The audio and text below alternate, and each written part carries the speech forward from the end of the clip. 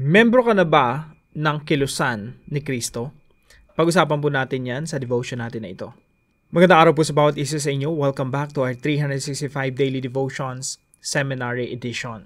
Gusto ko po nang batiin ang mga sumusubaybay po dito sa ating channel, Christian Salak, Feli Gabuyo, and Ann Ignes. Maraming salamat po sa inyo.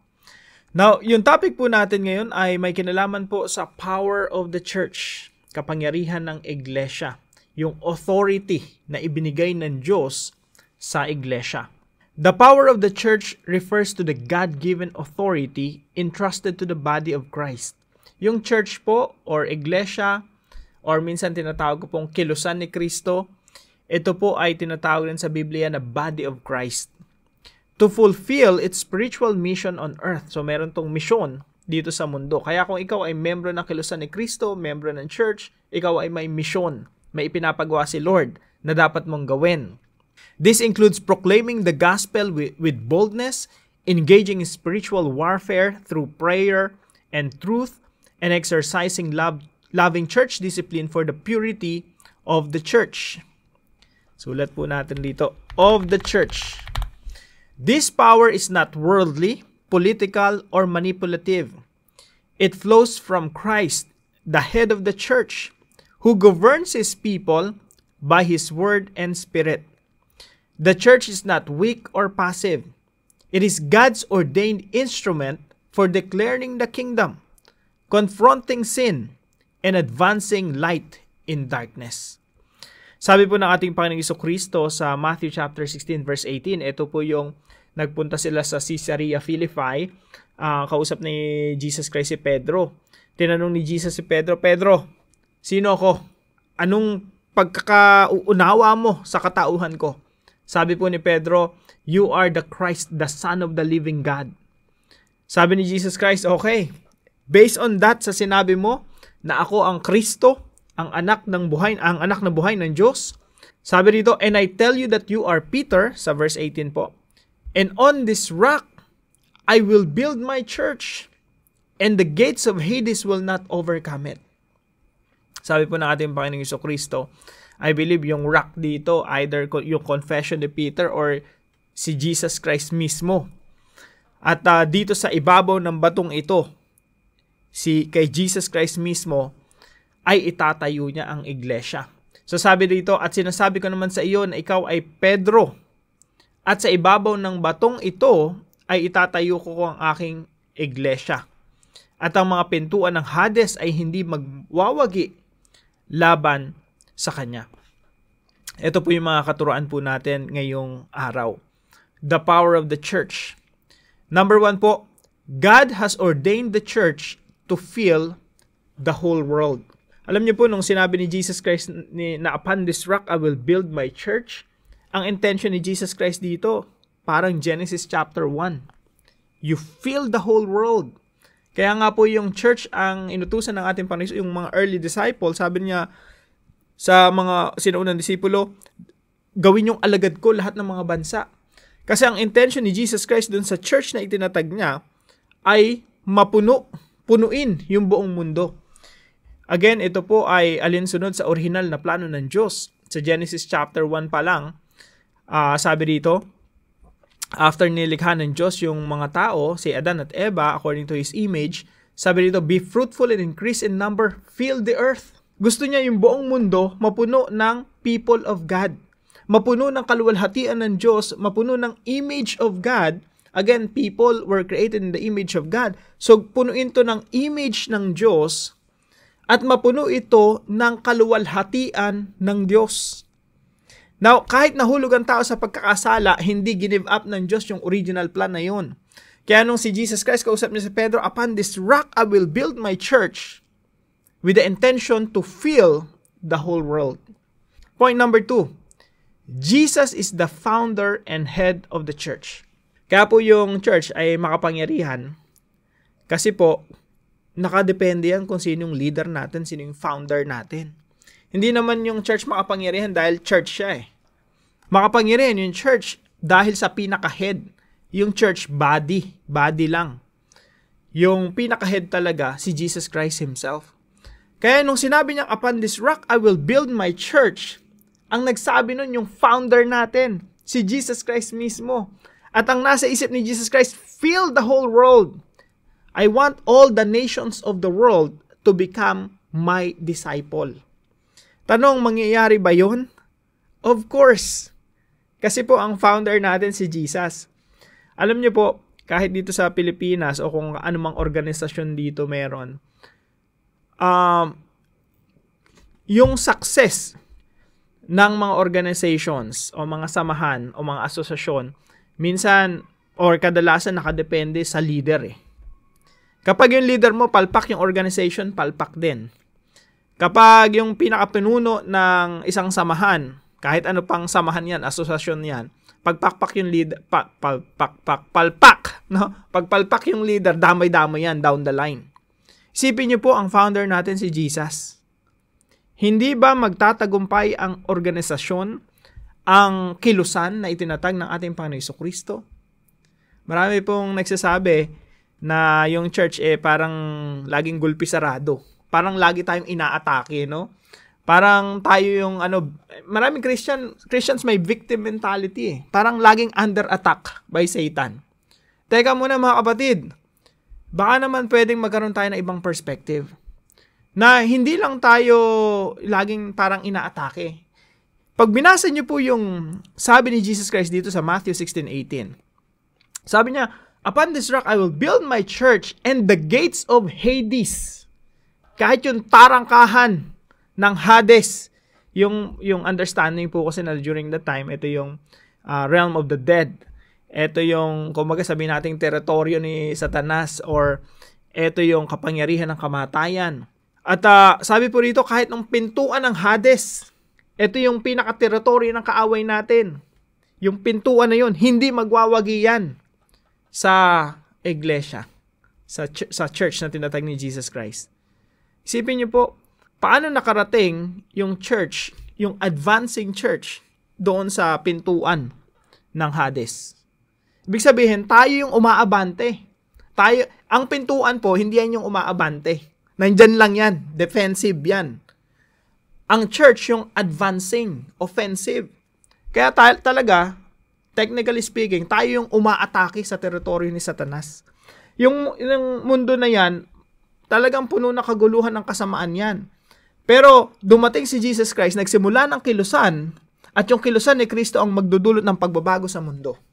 Gagamitin ni Jesus Christ yung church, at ikaw nakabilang sa iglesia ang kilusan ng ating Panginoong Jesucristo.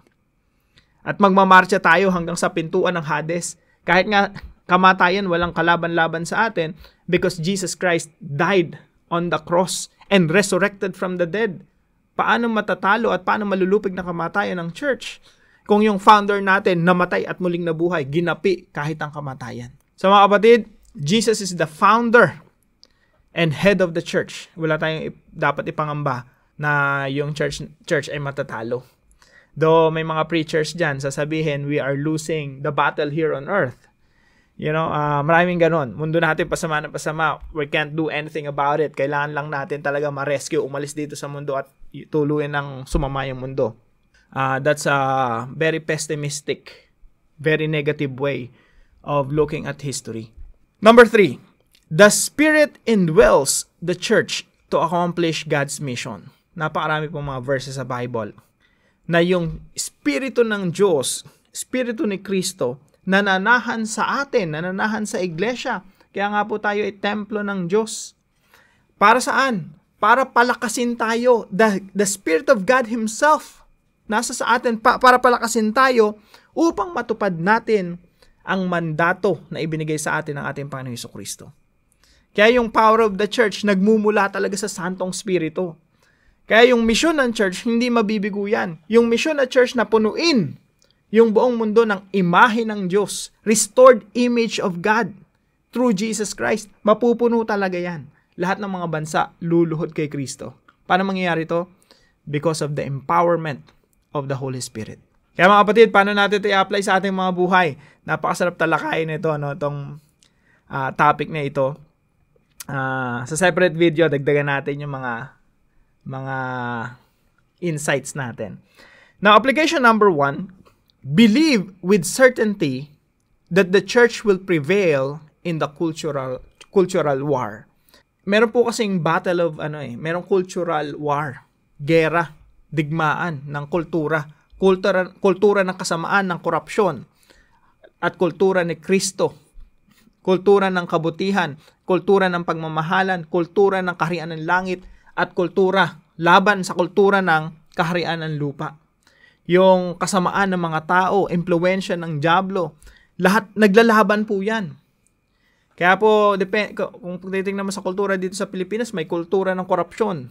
Nilalabanan po natin yan. At lahat ng mga impluwensya ng dyablo dito na nanunuot dito sa society natin, nilalabanan natin yan. Pero wag po tayong panghinaan ng loob. Kasi po, ang laban na ito ay napagtagumpayan na natin Panginoong Jesucristo. We're just finishing off the battle. Pero yung pinaka-head, si Satanas, tinalo na ng ating Panginoong Jesucristo. Ibig sabihin, bubuti yung kalagayan ng bansang Pilipinas. Kasi yung church gagamitin ni Jesus Christ para magdulot ng pagbabago dito sa ating bansa. Gaganda po, aayos yung Pilipinas. Hindi tayo inabandonan ng Diyos sa kasamaan at malubog na lang sa korupsyon. Hindi po tayo inabandonan ng Diyos. Believe with certainty that the church will prevail in the cultural war. Kahit sa Europe, sabihin natin Europe, bumaligtad na. Inabandonan na yung Christian heritage nila. Mga kapatid, isipin nyo, parang nag-backslide lang yan. Babalik at babalik din yan. Matutupad pa rin ang Great Commission na kahit yung Europe nagsimula sa napakagandang Christian culture, babalik at babalik pa rin sila kay Kristo. Meron pa rin mga missionary movement na magaganap kahit sa Europe, kahit sa US. Dahil yung Great Commission ni Jesus Christ, hindi yan mabibigo. All the nations will become followers of the Lord Jesus Christ. Number 2 po, be part of a local church that prioritizes the 3 great commandments. Maging parte po tayo ng church na ang priority ay yung priority ni Jesus. Ano po ba yon? Love God, love people, make disciples. Inseparable po ito. Hindi natin pwedeng paghiwalayan itong tatlo na ito. At ito po yung 3 great commandments na kung ikaw ay pastor, ikaw ay church leader, ito yung ine-emphasize dapat natin. Love God, love people, make disciples. Yan po ang magdudulot ng pagbabago dito sa mundo. Number 3 po, be the church, the body of Christ, that transforms the world. Yung church po, tayo po yan, tao po yan. Hindi yan po yan mga buildings lang na, tinatayo ng tao. Yung church yung sinabi ni Jesus Christ, upon this rock I will build my church. Hindi niya po iniisip na tayo ay hahawak ng pala at magkakamada ng mga hollow blocks, maghalo ng semento at magtatayo ng church building. Wala pong kinalaman sa mga struktura yon. Yung body of Christ, tayo po yon. The church, we are the church. At nire-represent po natin si Jesus Christ kahit saan tayo magpunta.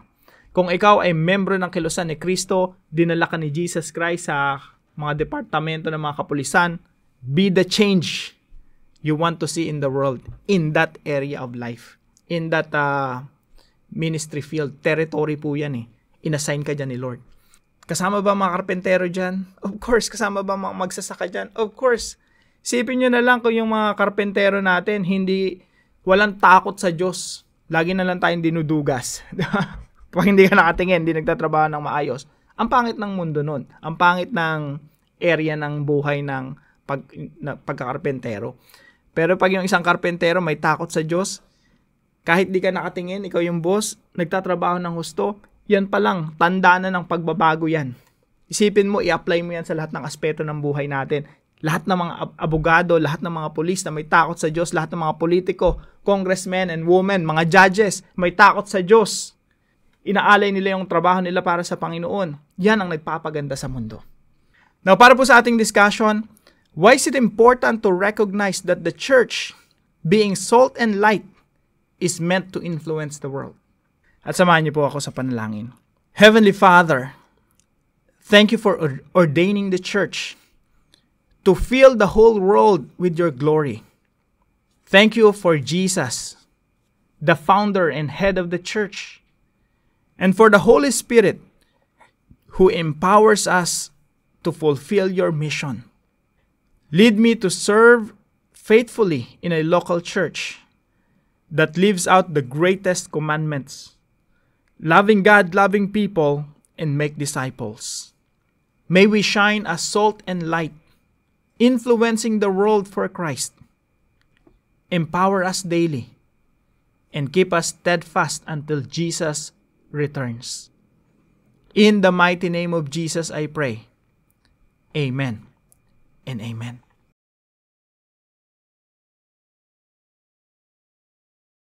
Gusto ko magpasalamat rin kay Sister Cora, Tita Cora. Maraming salamat po sa inyong pagsuporta dito sa ating channel. Now, kung kayo po ay may natutunan sa devotion natin na ito, ipalam nyo lang po sa comment section right below this video. And please don't forget to share this devotion to your family and friends. God bless you po. See you po tomorrow.